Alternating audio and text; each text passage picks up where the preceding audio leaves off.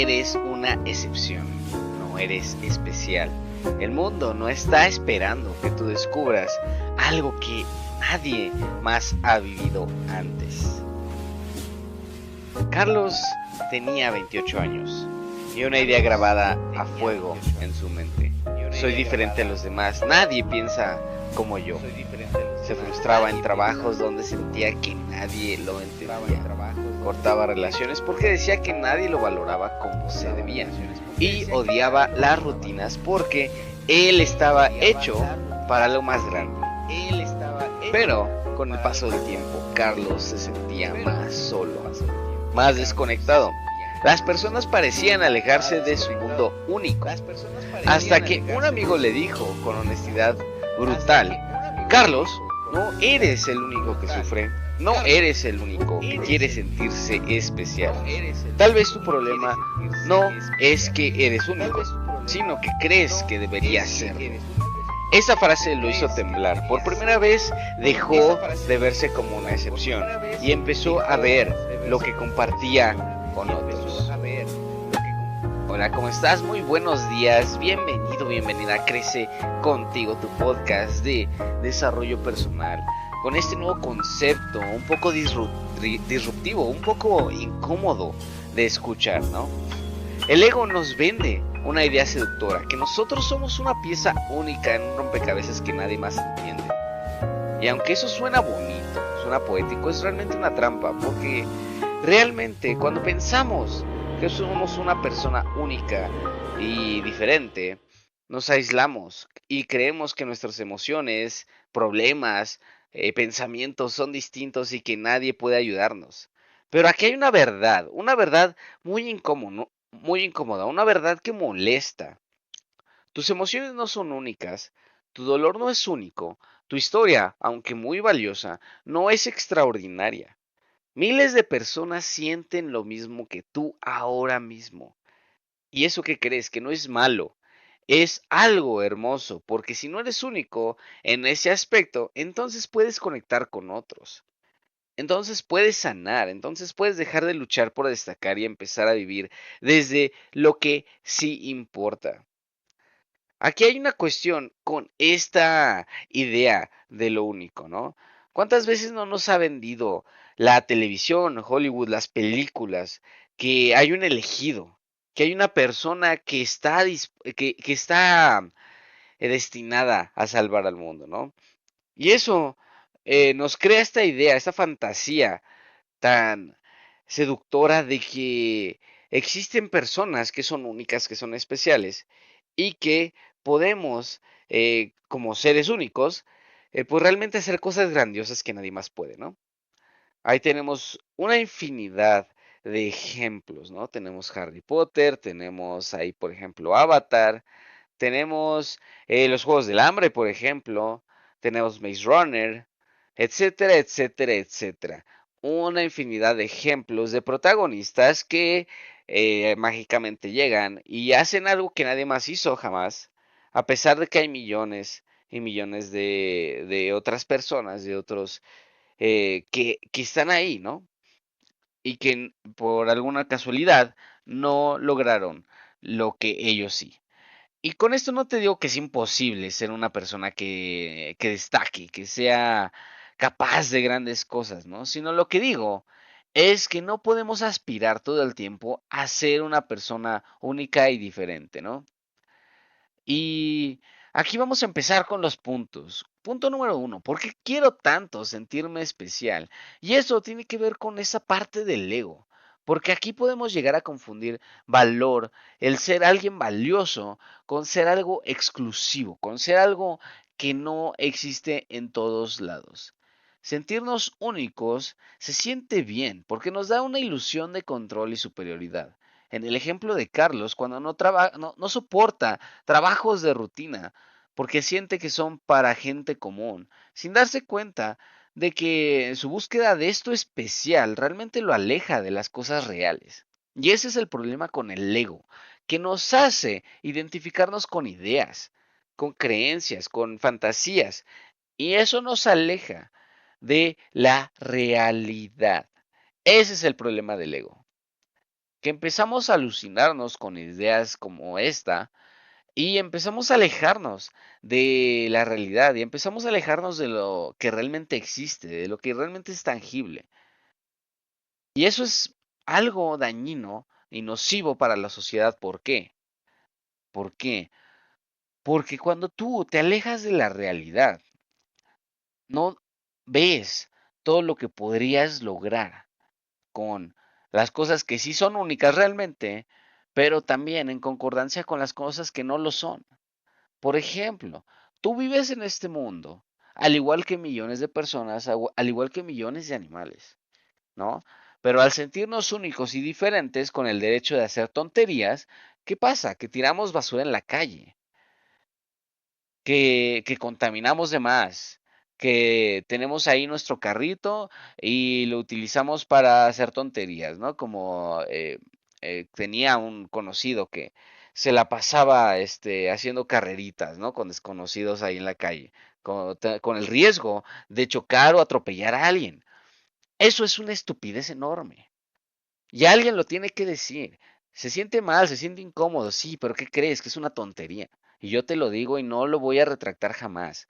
Si tú estás haciendo cosas con esta premisa de que eres único y especial, estás perdiendo el contacto con la realidad, estás alucinándote así, pero bien gacho, pensando que no, no hay nada que no puedas hacer y que mereces todo, ¿no?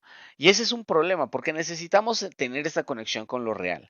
Porque si en lugar de estar con esta alucinación y estas ideas tontas, nos ponemos a pensar que vivimos en una comunidad, empezaríamos entonces a actuar acorde a eso y viendo qué aportamos en lugar de qué sacamos de esto. Ese es el problema ahí. Porque con un montón de personas, millones de personas, haciendo esta tontería de ver qué sacan de la vida, a ver qué obtienen, de qué manera están mejor, de qué manera están más cómodos, sin importarles a costa de quién más estén. ¿Qué crees? Que tenemos ahí el calentamiento global, tenemos ahí la sobreexplotación de los recursos, tenemos ahí, por ejemplo, a el orangután peleando con la excavadora porque está destruyendo su hogar. ¿Realmente eso es sostenible? ¿Realmente eso es posible que, que que sea algo que podamos llegar a tener durante mucho tiempo porque nos estamos acabando el planeta? Y eso viene de esto, de sentirnos de esta visión antropocentrista en la cual el hombre es el centro de todo y que la naturaleza está ahí nada más para servirle. Eso es nocivo para el planeta y que crees que es nocivo para ti también. Porque ¿qué crees? Que vives en el planeta. Es una contradicción enorme que tenemos que empezar a ver. Punto número dos, ¿qué me está costando creer que soy diferente? ¿Qué es lo que cuesta para creer que somos diferentes, ¿no? Aquí el trabajo está en la empatía, la humildad y muchas veces la paz. ¿Qué es lo que necesitamos nosotros creer para sentirnos diferentes? ¿O qué es lo que necesitamos creer para sentirnos que somos iguales a otros? Por ejemplo, al pensar que nadie podía entenderlo, Carlos rechazaba ayuda sincera, convencido de que los demás no estaban a su nivel. Ese es el tema con el ego, la identificación con ciertas creencias. Porque el sentirnos únicos y detergentes no tiene que ver nada más con una creencia de soy único. No, es un conjunto de creencias con la que nos identificamos. Cuando digo identificar, me refiero a que tú crees que eres eso. ¿Va? Entonces, si tú crees en esta creencia de que los demás no están a nuestro nivel, vas a desconectar completamente con los demás y vas a bloquear la empatía, la humildad y muchas veces este sentido de paz, de tranquilidad, de sentir que puedes contar con otras personas. Y eso, lejos de ser algo positivo o algo bueno, porque podrías decirme, oye, pero pues soy único y diferente y estoy en un pedestal y nadie me lleva, me llega aquí, pues entonces yo estoy perfecto, yo soy el mejor y lo que sea. Pues no realmente. ¿Por qué? Porque nosotros biológicamente estamos diseñados para generar comunidad, para formar parte de una comunidad. Piensa que hace, pues no millones, ¿verdad? Pero sí miles de años, estábamos En esta éramos recolectores y cazadores y vivíamos en cuevas, entonces dependíamos de otros. Dependíamos de estar en comunidad y nosotros tenemos dos necesidades esenciales que no te vas a poder quitar nunca de la cabeza. Por mucho que nos hagamos estas ideas y nos creamos tonterías, esas necesidades van a estar ahí, que son las de afecto y pertenencia. ¿Ok? Entonces, si tú tienes esta necesidad por base, esa es tu línea base, necesitas afecto y pertenencia. Si tú te sientes que no está nadie más a tu nivel, lo que estás haciendo es excluirte a ti mismo o a ti misma de la sociedad y quedarte solo y sola. ¿Y qué crees? Que eso está realmente afectando tu longevidad, está afectando tu salud mental, está afectando tus emociones. Por eso es necesario que tengamos esto en mente para realmente evitar esta desconexión con otros. Necesitamos entender que formamos parte de un todo. Y con esto no te digo que tengas millones de amigos, lo que te digo es que entiendas esto. ¿Para qué? Para que de esta manera tus acciones estén definidas precisamente con este sentido de pertenencia. Y eso te va a dar una paz enorme. Y obviamente valora tus relaciones. ¿Para qué? Para que de esa manera satisfagas la parte del afecto. ¿Vale? Esto es complicado y se podría definir bastante más, de manera más amplia y tener un episodio completo simplemente hablando de estas dos cosas, ¿no? Pero es necesario que lo sepamos y que tocamos este tema en este episodio para entender un poco más por qué es importante esto. Punto número 3. ¿Qué pasa si reconozco que otros también viven lo que yo? Aquí es necesario que entendamos esa parte justamente, ¿no? Pero nos puede dar miedo. ¿Por qué? Porque siempre hemos pensado lo contrario. Siempre hemos pensado que somos únicos, que los demás están ahí para servirnos. Y te voy a decir algo.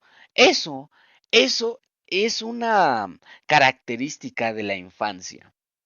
Cuando nosotros somos niños, tenemos esta visión que es un poco egocéntrica y egoísta, en la cual nosotros somos el centro del mundo, ¿no?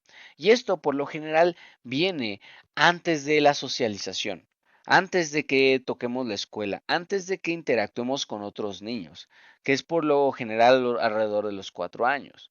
Entonces, ¿qué ocurre? Que si te das cuenta, las redes sociales, la publicidad, las películas, etcétera, refuerzan una idea que es súper infantil y por eso se siente bien.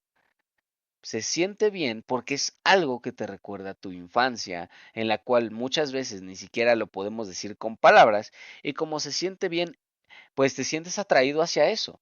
¿Y qué crees? Que eso vende, ¿vale?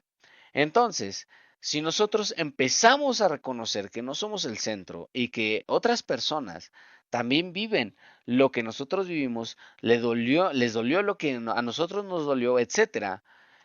Claro, hay excepciones, ¿no? Hay, por ejemplo, trastornos de la conducta, hay infancias terribles que no se le desea a nadie y que obviamente son excepcionales, que no es algo común que pase.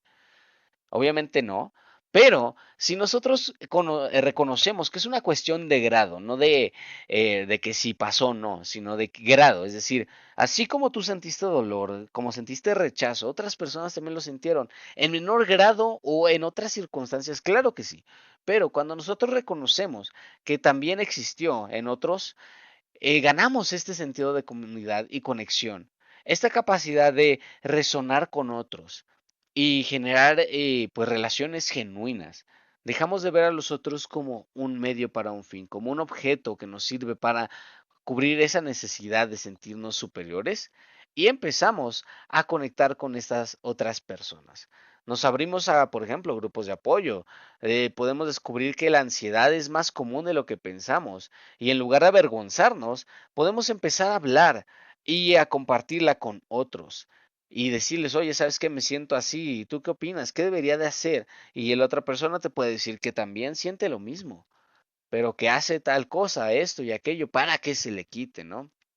Aquí tenemos obviamente episodios dedicados a la ansiedad por si los gustas revisar, pero este es solamente un ejemplo de muchísimas cosas que se pueden hacer, ¿va?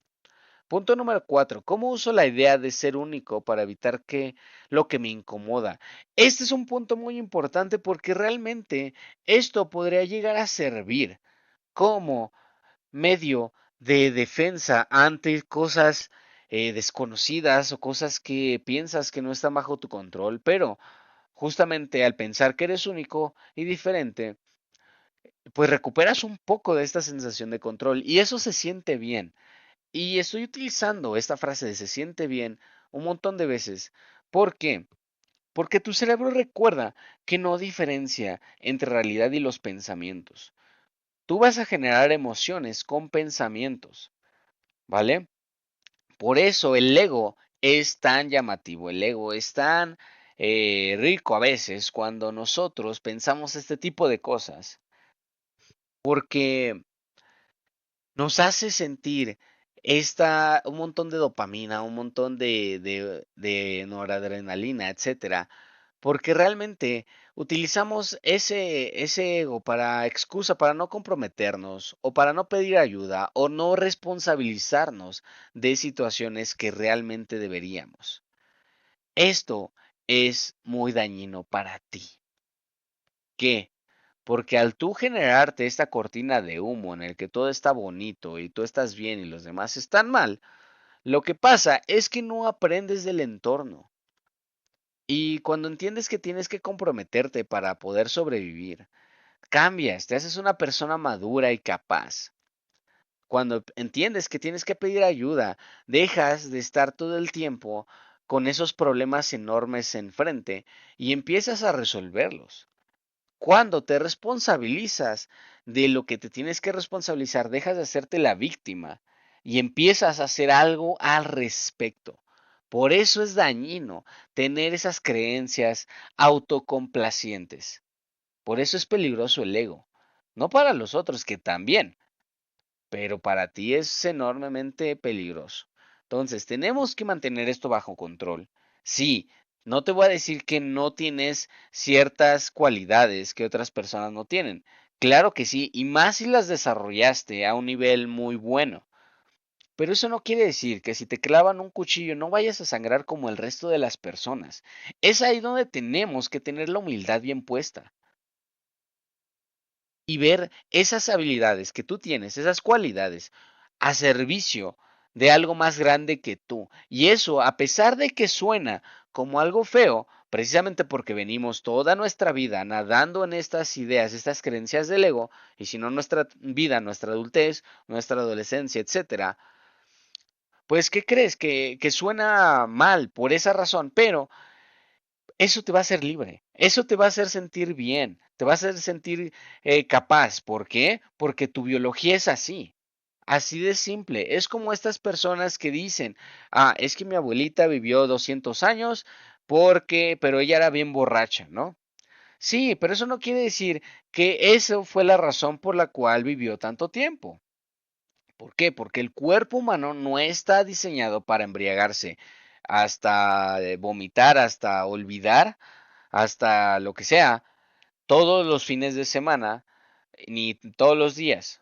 Sí, tienes un hígado que evolucionó para procesar el alcohol, pero eso no quiere decir que tengas esta capacidad. Es decir, tenemos que empezar a ver la realidad como es y no como queremos verla. Carlos decía que no encontraba su lugar porque era especial, cuando en realidad evitaba hacerlo incómodo, que es adaptarse, escuchar, ceder ante los otros. Y esto, al momento de abrirnos y empezar a pensar en comunidad, vamos a tener vamos a actuar en base a nuestra biología. ¿Por qué? Porque ahí vamos a dejar de tener esos pensamientos tontos, como de algo nos vamos a morir, todo el mundo lo hace, etcétera. Esos pensamientos se sienten bien porque nos permiten seguir con hábitos que son malsanos, con cosas que sabemos que no son dañinas. Y y pues como nos permiten, entre comillas, justificar nuestras conductas nocivas, bueno, pues las seguimos haciendo, se sienten bien nuestros pensamientos y estamos en un bucle de destrucción, un bucle que se llama evitación experiencial, porque tú sabes que hay algo que podrías lograr, Pero eso requiere trabajo, pero como eres único y diferente, como como estás utilizando estos mecanismos, este ego, para evitar lo que te incomoda, pues no trabajas, no vas a la escuela, no estudias, no te dedicas tiempo a generar esto que te gustaría generar en tu vida, y pues por consiguiente no eres feliz y tienes que compensarlo con otras conductas, otras situaciones, sustancias, comida, etcétera, etcétera, etcétera. ¿Vale? Punto número 5 y punto final. ¿Cómo puedo honrar mi individualidad sin caer en el narcisismo? Porque justamente ese es el punto esencial de este episodio, ¿no? El equilibrio. Sí, honrar lo que somos individualmente, pero sin caer en este egocentrismo, en esta forma no me gusta decir narcisismo, porque esto conlleva otras cosas de hecho es un trastorno de la conducta, ¿no? Pero el ego, el egocentrismo, pues realmente es esa parte que nos hace aislarnos, como decíamos. Y aquí tenemos que entender que podemos usar nuestra historia para servir a la comunidad, para servir. ¿Qué te hace único? ¿Qué cualidades tienes que nadie más tiene que pueden servir a este mundo? No para separarnos y no para decir que tú mereces más que otros, porque esa es la cuestión. Cuando tú empiezas a ver qué aportas en lugar de qué se te aporta a ti, eso tiene menos límites y tiene menos ¿cómo se dice? Obstáculos en relación a qué puedes obtener. Te voy a explicar. Cuando tú, por ejemplo, tienes alguna conducta que, que es de a ver qué saco, ¿no? Por ejemplo, digamos que estás trabajando en alguna empresa de valores y te dedicas a robar porque dices, bueno, pues estas personas son millonarias y yo necesito dinero, entonces te dedicas a robar, ¿no? Es a ver qué saco, ¿no? Eso tiene un límite, porque siempre va a tener el límite de a ver si no te cachan, la cantidad necesaria para que no te revisen, para que no te cachen, etcétera, ¿no? Siempre va a tener un límite. ¿Y qué va a pasar con ese límite? Que eso te va a frustrar y vas a querer más y más y más. ¿Por qué? Por este fenómeno de la habituación. Habituación es que nos acostumbramos y dejamos de sentir. Y el tema con el ego es que generas emociones. Y cuando generas emociones tanto, de manera tan crónica, pues nos volvemos un poquito adictos a esto, a esa dopamina, a sentirnos bien con nosotros mismos, al decir, pues yo me lo merezco ya, y lo haces, etcétera. Entonces tiene el límite de el tiempo que lo puedes hacer. Por ejemplo, si hablamos del alcoholismo, tiene un límite con tu cartera, ¿no? Tiene un límite con tu capacidad física para soportar y para no caer en un envenenamiento etílico, por ejemplo, ¿no? Si hablamos de la comida, tiene límite del tamaño de tu estómago, al menos que hagas ciertas cosas para vaciarlo y volver a comer, ¿no? Pero el chiste es ese, que tiene un límite. Pero cuando tú te enfocas en cómo le haces para servir a la comunidad, para servir a otros, eso no tiene tantos límites como podrías llegar a pensar. ¿Por qué? Porque cuando tú te enfocas en tu historia y en las cualidades, las capacidades únicas que pueden servirle a otros, y cuando te das cuenta de que no hay dos personas como tú en el aspecto de las habilidades y las capacidades, pero sí en la base biológica, que hay un montón, te das cuenta de que pueden muchas personas sentirse reconocidos o identificados con tu historia, pueden resonar con lo que tú les digas y puede eso ayudarles en sus vidas. ¿Y eso qué crees? Que no tiene límites, porque, ok, no va a ser posible nunca que le ayudes a una persona al 100% y cambies su vida, ¿no? Porque eso depende ya de la otra persona. Y volvemos al tema del ego, ¿no? No es como que tú también estés a servicio de una persona nada más, ¿no? Pero te la compro, ok, digamos que tú ya hiciste todo por una persona, que le ayudaste, cambiaste su vida, etcétera. Pero ¿qué crees? Que no es la única persona que tiene problemas. Y es ahí donde está lo valioso aquí, que no tiene un límite cuando te enfocas en servir y en aportar a la comunidad. Carlos, por ejemplo, empezó a escribir sobre sus experiencias para no demostrar, y no para demostrar que era distinto, sino para conectar con otros que se sentían igual. Y esto es justamente a lo que me refiero. Cuando tú creas algo a partir de tu experiencia, de tu conocimiento, puedes conectar con otros y ayudar. Y eso tiene más satisfacción. ¿Por qué? Porque dura. No tiene esos límites de que, por ejemplo, decíamos con la comida, ¿no? O con robar en tu trabajo, ¿no? O por ver qué saco, ¿no? De a ver, mis relaciones, voy a destruirlas para yo sentirme el capaz, el bueno, el fuerte, ¿no? Eso tiene un límite, ¿eh? Porque en algún momento tu edad no te va a permitir hacer ese tipo de cosas, ¿no? Y vas a sentir esta soledad, ¿va? ¿Por qué? Pues porque de nuevo tienes esta biología de que estás diseñado para el afecto y la pertenencia.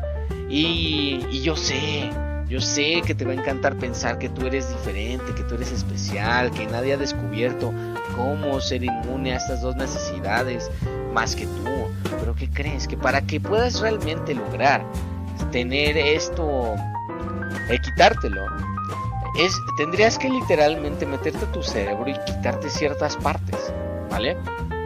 ¿Por qué? Porque esa es la forma en la que en nuestro cerebro ha evolucionado. Y no estamos diseñados para estar aislados en nuestra casa y nuestros lujos, así sin nadie, viendo la tele, así 5 horas seguidas, con nuestro control remoto y comiendo papitas. No estamos diseñados para eso.